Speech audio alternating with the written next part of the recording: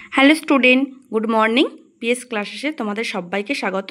আজকে আমি তোমাদের সাথে আলোচনা করব ক্লাস 10-এর জিওগ্রাফি চ্যাপ্টার 3 বায়ুমণ্ডল। এটা তোমাদের দ্বিতীয় ইউনিট টেস্টে রয়েছে এবং তোমাদের টেস্টে ও ফাইনালে তো রয়েইছে। তো চলো এই অধ্যায়ে কিছু এমসিকিউ ও কিছু গুরুত্বপূর্ণ এসিকিউ আলোচনা করা যাক। তো প্রথম প্রশ্ন দেখে নাও, হিমপ্রাচীর দেখা যায়। দেখে নাও অপশান আটলান্টিক মহাসাগরে, কুমেরু মহাসাগরে, ভারত মহাসাগরে না বঙ্গোপসাগরে মহাসাগরে। উত্তর কিন্তু হবে আটলান্টিক মহাসাগরে। ব্রাজিল স্রোতের সৃষ্টি হয়েছে, অপশানগুলো দেখে নাও।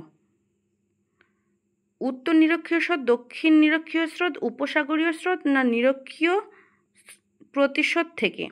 অপশান হচ্ছে বি, দক্ষিণ নিরক্ষীয় স্রোত। পরের প্রশ্ন দেখে নাও, উল্লেখিত স্রোতগুলির মধ্যে উষ্ণ স্রোত হল কামচাটকা স্রোত না পেরু স্রোত না ব্রাজিল স্রোত না পশ্চিম আর অস্ট্রেলীয় স্রোত। অপশান দেখো রয়েছে সি। পরের প্রশ্ন দেখো, সমুদ্র স্রোত সৃষ্টিতে সবচেয়ে বেশি প্রভাব বিস্তার করে।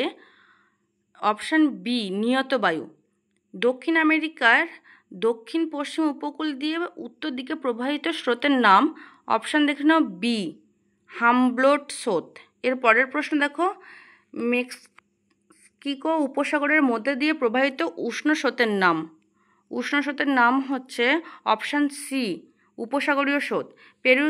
পেরু সমুদ্র স্রোত দেখা যায়।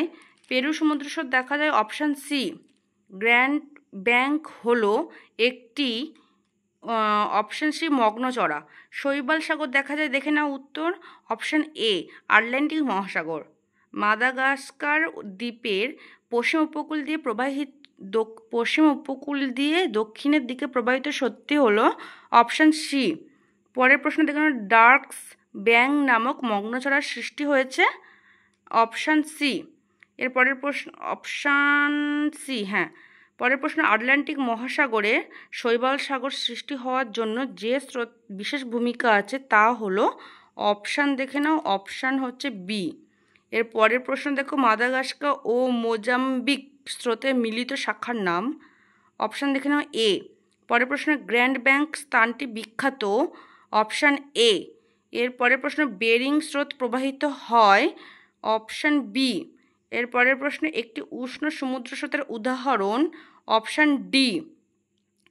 সমুদ্রের ভাসমান বরফের স্তূপকে বলা হয়। অপশান হচ্ছে সি। এরপর রয়েছে জাপান উপকূলে উষ্ণ থাকে। Option C. নেক্সট প্রশ্ন, মৌসুমী বায়ু যে মহাসাগরের স্রোতকে নিয়ন্ত্রণ করে। অপশান হচ্ছে বি। আর ঋতু পরিবর্তনের ফলে যে সমুদ্র স্রোত তার প্রবাহের দিক পরিবর্তন করে। Option B. উপসাগরীয় স্রোতের গতিবেগ ঘন্টায় প্রায়। Option B. এরপর রয়েছে দেখো, উপসাগরীয় স্রোতের রং।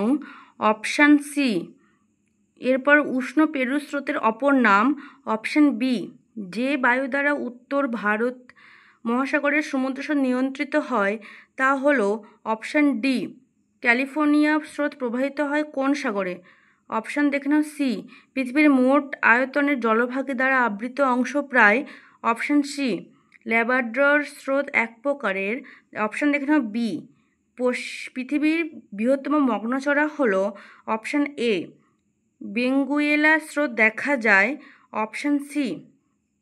এরপর দেখো, এই অধ্যায়ের কিছু এসিকিউ প্রশ্ন উত্তর রয়েছে, ইম্পর্টেন্ট, তোমরা একটু দেখে নাও। সমুদ্র স্রোতের এক জায়গা থেকে অন্য জায়গার চলনকে কি বলে? সমুদ্র জলের একই স্থানের ওঠানামাকে কি বলে? মগ্নচড়া কোন মৎস্য খাদ্য সর্বাধিক পাওয়া যায়? ক্রান্তীয় অঞ্চলে মহাদেশে বেশিরভাগ শীতল সমুদ্র স্রোতের প্রভাবে কি তৈরি হয়? মহাসাগরের থার্মাল রেগুলেটর কাকে বলে? যে স্রোত সমুদ্রের উপরিভাগ দিয়ে প্রবাহিত হয় তাকে কি বলে? যে স্রোত সমুদ্রের নিচের দিকে প্রবাহিত হয় তাকে কি বলে? সমুদ্র স্রোতের প্রধান নিয়ন্ত্রক কি? দেখো প্রত্যেকটা উত্তর দেওয়া রয়েছে। উষ্ণ স্রোত কোন অঞ্চল থেকে কোন অঞ্চলের দিকে প্রবাহিত হয়? শীতল স্রোত কোন অঞ্চল থেকে কোন অঞ্চলের দিকে প্রবাহিত হয়? মেরু অঞ্চল থেকে নিরক্ষীয় অঞ্চলের দিকে। উত্তর পরের প্রশ্ন দেখুন, কম লবণাক্ত জল সমুদ্রের কোন স্রোতরূপে প্রবাহিত হয়? এরপরের প্রশ্ন রয়েছে, দেখে নাও, কোন মহাসাগরে মৌসুমী স্রোত বয়ে যায়? নেক্সট প্রশ্ন দেখুন, আটলান্টিক মহাসাগরের একটি মগ্নচড়ার নাম। পরের প্রশ্ন, কোন গোলার্ধের জলভাগের আয়তন বেশি? নেক্সট প্রশ্ন, পৃথিবীর গভীরতম মহাসাগরের নাম। পরের প্রশ্ন দেখে নাও, ভারত মহাসাগরের উত্তর ভাগের স্রোতগুলি কোন কোন বায়ু দ্বারা প্রভাবিত হয়? কোন বায়ু দ্বারা ভারত মহাসাগরের সমুদ্রসর নিয়ন্ত্রিত হয়? কোন মহাসাগরের শৈবাল সাগর দেখা যায়? পৃথিবীর গভীরতম সমুদ্র খাতের নাম লেখো। সমুদ্রের মধ্যভাগে সৃষ্ট স্রোতবিহীন জলবার্ত কী নামে পরিচিত? কোন দুটি স্রোতের মিলিত প্রবাহ আগুলহা স্রোতের সৃষ্টি করে?